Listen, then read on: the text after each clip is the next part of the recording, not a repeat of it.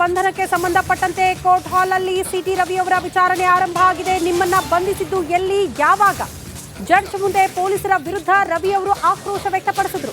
ರಾತ್ರಿ ಪೂರ 3 ಜಿಲ್ಲೆ ಸುತ್ತಿದ್ದಾಗಿ ರವಿ ಅವರು ದೂರು ಕೊಟ್ಟಿದ್ದಾರೆ ನ್ಯಾಯಾಧೀಶರ ಮುಂದೆ. ನಿಮ್ಮನ್ನ ಬಂಧಿಸಿದ್ದು ಎಲ್ಲಿ, ಯಾವಾಗ? ನ್ಯಾಯಾಧೀಶರು ಕೇಳಿದ್ದಾರೆ ಈ ಪ್ರಶ್ನೆಯನ್ನ ಸಿಟಿ ರವಿ ಅವರಿಗೆ. ಆಗ ಸಿಟಿ ರವಿ ಅವರು ನ್ಯಾಯಾಧೀಶರ ಮುಂದೆ ಪೊಲೀಸರ ಮೇಲೆ ಗರಂ ಆಗಿದ್ದಾರಂತೆ. ಖಾನಾಪುರ ಠಾಣೆಯಲ್ಲಿ ನನ್ನ ಮೇಲೆ ಹಲ್ಲೆಯಾಗಿದೆ ಅನ್ನುವಂತಹ ವಿಚಾರವನ್ನ ಸಿಟಿ ರವಿ ಅವರು ಪ್ರಸ್ತಾಪ ಮಾಡ್ತಿದ್ದಾರೆ.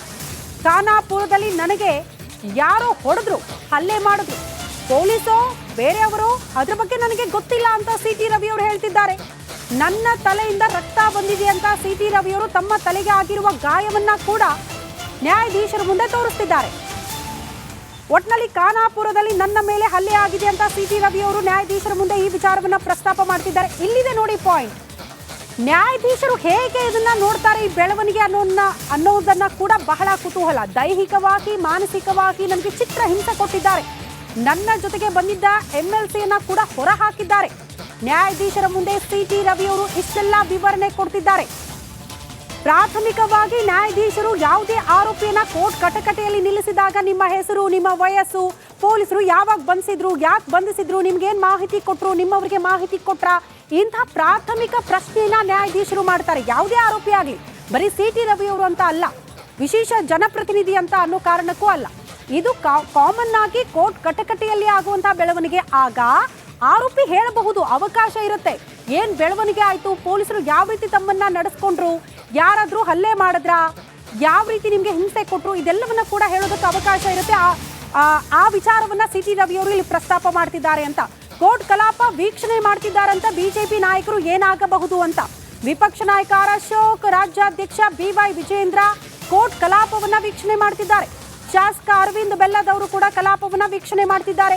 ಕೋರ್ಟ್ ಕಲಾಪ ವೀಕ್ಷಣೆ ಮಾಡ್ತಿದ್ದಾರೆ. ಬಹಳ ಇಂಟ್ರೆಸ್ಟಿಂಗ್ ಆಗಿ ಬಿಜೆಪಿ ನಾಯಕರು ಏನಾಗಬಹುದು ಕೋರ್ಟ್ ಕಟಕಟೆಯಲ್ಲಿ ಅಂತ. ಯಾಕಂದ್ರೆ ಸಹಜವಾಗಿ ಆತಂಕ ಇದೆ. ಸಿಟಿ ರವಿ ಅವ್ರಿಗೂ ಕೂಡ ನ್ಯಾಯಾಂಗ ಬಂಧನನ ಅಥವಾ ಕಸ್ಟಡಿಗೆ ನೀಡ್ಬಿಟ್ರೆ ಏನ್ ಮಾಡೋದು ಅಂತ. ಆರಂಭದಲ್ಲೇ ಹೇಳಿದ್ವಲ್ಲ, ಇವತ್ತು ಜಾಮೀನು ಸಿಗದೆ ಹೋದ್ರೆ 12 ದಿನ ಅವರಿಗೆ ಸಂಕಷ್ಟ ತಪ್ಪಿದ್ದಲ್ಲ, ಸೋಮವಾರದ ತನಕ ಕೂಡ ಸಂಕಷ್ಟ ಕಟ್ಟಿಟ್ಟ ಬುತ್ತಿ. ಮತ್ತೊಂದು ವಿಚಾರ ಬಹಳ ಇಂಟ್ರೆಸ್ಟಿಂಗ್ ಅಂದ್ರೆ, ಕಾನೂನಲ್ಲಿ ನೋಡಿ, ಕೋರ್ಟ್ ಕಟಕಟೆಯಲ್ಲಿ ನಿಂತರು ಅನ್ನೋ ಮಾತ್ರಕ್ಕೆ ಇವರೇ ಆರೋಪಿ ಅಂತ ಡಿಸೈಡ್ ಮಾಡಲ್ಲ ಕಾನೂನು ಅಂತ. ನ್ಯಾಯಾಧೀಶರು ಕೇಳುತ್ತೆ, ಪೊಲೀಸರು ಯಾವಾಗ ನಿಮ್ಮನ್ನು ಕರ್ಕೊಂಡು ಬಂದ್ರು, ಏನ್ ಮಾಹಿತಿ ಕೊಟ್ರು, ಹೇಗ್ ನಡೆಸ್ಕೊಂಡ್ರು. ಈ ಬಗ್ಗೆ ಮತ್ತಷ್ಟು ಡೀಟೇಲ್ಸ್ ಅನ್ನ ಪಡ್ಕೊಳ್ಳೋಣ. ನಮ್ಮ ಪ್ರತಿನಿಧಿ ಬಸವರಾಜ್ ದೂರವಾಣಿ ಸಂಪರ್ಕದಲ್ಲಿದ್ದಾರೆ. ಬಸವರಾಜ್, ಏನಾಗ್ತಾ ಇದೆ ಕೋರ್ಟ್ ಕಟಕಟೆಯಲ್ಲಿ? ಇನ್ಸೈಡ್ ಮಾಹಿತಿ ಏನಾದ್ರೂ ಸಿಗ್ತಾ ಇದೆಯಾ? ಶ್ರುತಿ, ಸದ್ಯಕ್ಕೆ ಈಗಷ್ಟೇ ಕೋರ್ಟ್ ಕಲಾಪ ಆರಂಭವಾಗಿರ್ತಕ್ಕಂಥದ್ದು. ಬೇಲ್ ಅಪ್ಲಿಕೇಶನ್ ಅನ್ನ ಸಿಟಿ ರವಿ ಅವರ ಪರವಾದಂತ ವಕೀಲರು ಹಾಕಿರ್ತಕ್ಕಂಥದ್ದು. ರವಿರಾಜ್ ಪಾಟೀಲ್ ಅವರು ಬೇಲ್ ಅಪ್ಲಿಕೇಶನ್ ಸದ್ಯಕ್ಕೆ ಹಾಕಿದ್ದಾರೆ. ಎರಡು ಪರವಾದಂತ ಪ್ರತಿವಾದವನ್ನ ಈಗಷ್ಟೇ ಜಡ್ಜ್ ಆದಂತಹ ಸ್ಪರ್ಶ ಡಿಸೋಜ ಅವರು ಕೇಳ್ತಾ ಇದ್ದಾರೆ. ಬಹುತೇಕವಾಗಿ ಕೋರ್ಟ್ಗೆ ಒಂದು ಕಾಲಾವಕಾಶವನ್ನು ಕೇಳ್ತಾ ಇದ್ದಾರೆ ಪೊಲೀಸ್ ಕಡೆಯಿಂದ. ನಮಗೆ ವಿಚಾರಣೆ ಮಾಡಬೇಕು, ಸಮಯ ಅವಕಾಶ ಬೇಕು ಅನ್ನುವಂಥದ್ದು. ಆದ್ರೆ ಇವರು ಸಿಟಿ ರವಿ ಪರವಾಗಿ ಒಂದಷ್ಟು ವಾದವನ್ನ ಅವರ ವಕೀಲರು ಮಾಡ್ತಾ ಇದ್ದಾರೆ. ಕಕ್ಷಿದಾರರ ಪರವಾಗಿ ಸ್ಟೇಷನ್ ಬೇಲೆ ಕೊಡಬೇಕಾಗಿತ್ತು, ಆದ್ರೆ ಅವ್ರನ್ನ ಈಗಾಗಲೇ ಬಂಧನ ಮಾಡಲಾಗಿದೆ. ಅವರ ಬಗ್ಗೆ ಸ್ಟೇಟ್ಮೆಂಟ್ ಅನ್ನು ಕೂಡ ಪಡೆಯಲಾಗಿದೆ. ಹಾಗಾಗಿ ಅವರಿಗೆ ಬೇಲ್ ಕೊಡ್ಬೇಕು ಅನ್ನುವಂತ ನಿಟ್ಟಿನಲ್ಲಿ ಅವರು ವಾದವನ್ನ ಮಾಡ್ತಾ ಇದ್ದಾರೆ. ಹಾಗಾಗಿ ಎರಡೂ ಕಡೆಯಿಂದ ಪ್ರತಿವಾದವನ್ನ ಜಡ್ಜ್ ಅವರು ಆಲಿಸ್ತಾ ಇದ್ದಾರೆ ಶ್ರುತಿ. ಮತ್ತು ಸಿಟಿ ರವಿ ಅವರ ಕಡೆಯಿಂದ ಕೂಡ ಹೇಳಿಕೆಯನ್ನ ಜಡ್ಜ್ ಅವರು ಪಡಿತಾ ಇರ್ತಕ್ಕಂಥದ್ದು. ನಿನ್ನೆ ಆಗಿರ್ತಕ್ಕಂಥ ಬೆಳವಣಿಗೆಗಳೇನಿದಾವಲ್ಲ ಎಲ್ಲವನ್ನು ಕೂಡ ವಿವರವಾಗಿ ಸಿಟಿ ರವಿ ಅವರು ಜಡ್ಜ್ ಮುಂದೆ ವಿವರಣೆಯನ್ನ ಕೊಡ್ತಾ ಇದ್ದಾರೆ ಶ್ರುತಿ. ಓಕೆ ಬಸವರಾಜ್, ಧನ್ಯವಾದಗಳು ತಮ್ಮೆಲ್ಲ ಮಾಹಿತಿಗೆ.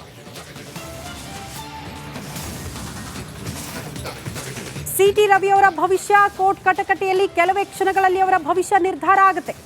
ನ್ಯಾಯಾಂಗ ಬಂಧನನ, ಕಸ್ಟಡಿಯ, ಬಟ್ ಕೋರ್ಟ್ ಎಲ್ಲವನ್ನ ಕೂಡ ಗಮನಿಸ್ತಾ ಇರುತ್ತೆ ಅಂತ. ಇಂಥ ಬೆಳವಣಿಗೆಗಳಾದಾಗ ನ್ಯಾಯಾಧೀಶರು ಕೇಳಿದ್ರು, ಯಾವಾಗ ನಿಮ್ಮನ್ನು ಬಂಧಿಸಿದ್ರು, ಎಷ್ಟೊತ್ತಿಗೆ, ಏನೆಲ್ಲ ಆಯ್ತು ಅನ್ನೋದ್ರ ಬಗ್ಗೆ ವಿವರಣೆ ಕೇಳಿದ್ರು. ಆಗ ಸಿಟಿ ರವಿ ಅವರು ಹೇಳ್ತಾ ಇದ್ದಾರೆ, ಪೊಲೀಸರು ಯಾವುದೇ ಮಾಹಿತಿ ಕೊಡದೆ ನನ್ನನ್ನು ಬಂಧಿಸಿದ್ದಾರೆ. ನಂತರ ನನ್ನ ಮೇಲೆ ಹಲ್ಲೆ ಆಗಿದೆ, ಆದ್ರೆ ಪೊಲೀಸರು ಮಾಡಿದ್ರ ಯಾರು ಮಾಡಿದ್ರು ಅನ್ನೋದು ಗೊತ್ತಿಲ್ಲ. ರಾತ್ರಿ ಪೂರ್ತಿ ಕೂಡ ಠಾಣೆಯಿಂದ ಠಾಣೆಗೆ ನನ್ನನ್ನು ಸುತ್ತಾಡಿಸಿದ್ದಾರೆ, ಚಿತ್ರ ಹಿಂಸೆ ಕೊಟ್ಟಿದ್ದಾರೆ, ಮಾನಸಿಕವಾಗಿ, ದೈಹಿಕವಾಗಿ ಅಂತ. ಇದೆಲ್ಲ ಕನ್ಸಿಡರ್ ಮಾಡಿ ಕೋರ್ಟ್ ಯಾವ ರೀತಿ ಆದೇಶ ಕೊಡುತ್ತೆ ಅನ್ನೋದೇ ಸದ್ಯ ಇರುವಂತಹ ಇಂಟ್ರೆಸ್ಟಿಂಗ್ ಫ್ಯಾಕ್ಟರ್. ಸಿಟಿ ರವಿ ಸದ್ಯಕ್ಕೆ ಸಿಟಿ ರವಿ ಅವರಿಗೆ ನ್ಯಾಯಾಲಯ ಬೇಲ್ ಕೊಡುತ್ತಾ ಇಲ್ವಾ ಅನ್ನೋದ್ರ ಮೇಲೆ ಮುಂದಿನ ರಾಜಕೀಯ ಬೆಳವಣಿಗೆಗಳು ಕೂಡ ನಿರ್ಧರಿತವಾಗುತ್ತೆ. ನನ್ನ ಮೇಲೆ 3 ಬಾರಿ ಅಟ್ಯಾಕ್ ಆಯಿತು, ನಾನು ದೂರು ಕೊಟ್ಟರೆ FIR ರಿಜಿಸ್ಟರ್ ಆಗಿಲ್ಲ, ನನ್ನ ಮೇಲೆ ಪಿತೂರಿ ಮಾಡಲಾಗಿದೆ. CT ರವಿ ಅವರ ವಾದ ಇದು. ಕೋರ್ಟ್ನಲ್ಲಿ BJPಯ ನಾಯಕರು ನಿಂತು CT ರವಿ ಅವರಿಗೆ ಧೈರ್ಯ ತುಂಬೋ ಕೆಲಸ ಮಾಡ್ತಿದ್ದಾರೆ. R ಅಶೋಕ್ ಅವರಿದ್ದಾರೆ, ವಿಜಯೇಂದ್ರ ಅವರಿದ್ದಾರಂತೆ. ಅತ್ತ CT ರವಿ ಅವರನ್ನ ಸಮಾಧಾನ ಪಡಿಸಿದ್ದಾರೆ. ಇದೀಗ CT ರವಿ ಅವರು ತಮಗಾದ ಅನ್ಯಾಯದ ಬಗ್ಗೆ ನ್ಯಾಯಾಧೀಶರ ಸಮ್ಮುಖದಲ್ಲಿ ಹೇಳ್ತಿದ್ದಾರೆ. ಕೋರ್ಟ್ನಲ್ಲಿ CT ರವಿ ಅವರಿಂದ ಜಡ್ಜ್ಗೆ ಆದ ಘಟನೆಗಳ ಬಗ್ಗೆ ವಿವರಣೆಯನ್ನ ನೀಡಲಾಗ್ತಾ ಇದೆ. ಖಾನಾಪುರದಲ್ಲಿ ವಕೀಲರ ಭೇಟಿಗೂ ಕೂಡ ನನಗೆ ಅವಕಾಶ ಕೊಡಲಿಲ್ಲ. ಅಶೋಕ್ ಅವರು ಬಂದು ಗಲಾಟೆ ಮಾಡಿದ ಮೇಲೆ ವಕೀಲರನ್ನು ಒಳಗೆ ಬಿಟ್ಟರು. ರಿಪಬ್ಲಿಕ್ ಕನ್ನಡಕ್ಕೆ ಇದಕ್ಕೆ ಸಂಬಂಧಪಟ್ಟ ದೃಶ್ಯಗಳು ಕೂಡ ನಿನ್ನೆ ರಾತ್ರಿ ಲಭ್ಯವಾಗಿತ್ತು. ಅದನ್ನು ವೀಕ್ಷಕರು ಗಮನಿಸಿದ್ದೀರಿ ಕೂಡ. ವಕೀಲರ ಭೇಟಿಗೆ ಅವಕಾಶ ಕೊಟ್ಟಿರಲಿಲ್ಲ ಅನ್ನೋದು ದೃಶ್ಯಗಳಂತೂ ಹೌದು ಅನ್ನೋ ರೀತಿಯಲ್ಲೇ ಇತ್ತು. ಒಂದು ಕಡೆ ಕೋರ್ಟ್ನಲ್ಲಿ CT ರವಿ ಅವರಿಗೆ ಬೇಲ್ ಸಿಗುತ್ತಾ ಇಲ್ವಾ ಅನ್ನೋದರ ಕುರಿತಾದ ಕುತೂಹಲ ಆದರೆ, ಇನ್ನು ರಾಜ್ಯಾದ್ಯಂತ ಇವತ್ತು ಕೂಡ ಪ್ರತಿಭಟನೆ. BJP ಕಚೇರಿ ಮುತ್ತಿಗೆಗೆ ಸಿದ್ಧತೆಯನ್ನು ಮಾಡಿಕೊಳ್ತಿದ್ದಾರಂತೆ ಕಾಂಗ್ರೆಸ್ನ ಕಾರ್ಯಕರ್ತರು. BJP ಕಚೇರಿಯತ್ತ ಹೊರಟಿದೆ ಕೈಪಡೆ. ಸೌಮ್ಯಾ ರೆಡ್ಡಿ ಅವರ ನೇತೃತ್ವದಲ್ಲಿ ಮುತ್ತಿಗೆಯನ್ನು ಹಾಕಲಿಕ್ಕೆ ಸಿದ್ಧತೆಯನ್ನ ಮಾಡಿಕೊಂಡಿದ್ದಾರೆ ಅನ್ನೋ ಮಾಹಿತಿ ಇದೆ. ಒಬ್ಬ ಮಹಿಳೆ, ಅದರಲ್ಲೂ ಸಚಿವೆ, ಆಕೆಗೆ ಓಪನ್ ಸೆಷನ್ನಲ್ಲಿ ಅಶ್ಲೀಲವಾಗಿ ಬೈದ್ರು CT ರವಿ ಅನ್ನೋದನ್ನು ಖಂಡಿಸಿ ಕಾಂಗ್ರೆಸ್ ಈಗ ಪ್ರತಿಭಟನೆಯನ್ನ ಮಾಡ್ತಾ ಇದೆ. ಪೊಲೀಸ್ ಕಂಪ್ಲೇಂಟ್ ಆಗಿರೋದು, CT ರವಿ ಅವರನ್ನು ಅರೆಸ್ಟ್ ಮಾಡಿರೋದು, ಇದೀಗ ಕೋರ್ಟ್ನ ಮುಂದೆ ಅವರನ್ನು ಹಾಜರುಪಡಿಸಿದ್ದು, ಇದೆಲ್ಲವೂ ಕೂಡ ಕಾನೂನಾತ್ಮಕ ಪ್ರಕ್ರಿಯೆಗಳಾದರೆ ಈ ಪ್ರೊಟೆಸ್ಟು ಇತ್ಯಾದಿ ಎಲ್ಲ ರಾಜಕೀಯ ನಡೆಗಳು. ಕೋರ್ಟ್ನಲ್ಲಿ CT ರವಿ ಅವರು ಗಂಭೀರ ಆರೋಪವನ್ನ ಮಾಡಿದ್ದಾರೆ. ನನ್ನ ಕೊಲೆಗೆ ಷಡ್ಯಂತರವನ್ನ ಮಾಡಲಾಗಿತ್ತು, ನನ್ನನ್ನು ಕೊಲೆ ಮಾಡಬೇಕು ಅಂತ ಹೇಳಿ ಷಡ್ಯಂತರ ಮಾಡಲಾಗಿತ್ತು ಅನ್ನೋದು CT ರವಿ ಅವರ ಆರೋಪ. ನಿನ್ನೆ ಸುವರ್ಣಸೌಧದ ಒಳಗೆ ನುಗ್ಗಿದ ಕಿಡಿಗೇಡಿಗಳು CT ರವಿ ಅವ್ರ ಮೇಲೆ ಹಲ್ಲೆ ಮಾಡ್ಲಿಕ್ಕೆ ಪ್ರಯತ್ನ ಮಾಡಿದ್ರು. ಕಾರ್ ಮೇಲೆ ಮುಗಿಬಿದ್ರು. ಪೊಲೀಸ್ ಸ್ಟೇಷನ್ಗೆ ಹೋಗೋ ಸಂದರ್ಭದಲ್ಲೂ ಕೂಡ ಅಲ್ಲಿ ಬಹಳಷ್ಟು ತಳ್ಳಾಟ ನೂಕಾಟ ಆಗಿದ್ದನ್ನ ಕೂಡ ಗಮನಿಸಿದ್ವಿ. ಇದೆಲ್ಲವನ್ನ ಕೂಡ ವಿವರಿಸ್ತಾ ಇದ್ದಾರೆ ಜಡ್ಜ್ನ ಮುಂದೆ CT ರವಿ. ಚಿಕ್ಕಮಗಳೂರಿಗೆ ನನ್ನ ಹೆಣ ಹೋಗುತ್ತೆ ಅಂತ ಹೇಳಿದ್ರು. ಯಾರದೋ ಡಿರೆಕ್ಷನ್ ಮೇಲೆ ನನ್ನನ್ನು ಸುತ್ತಾಡಿಸಿದ್ದಾರೆ.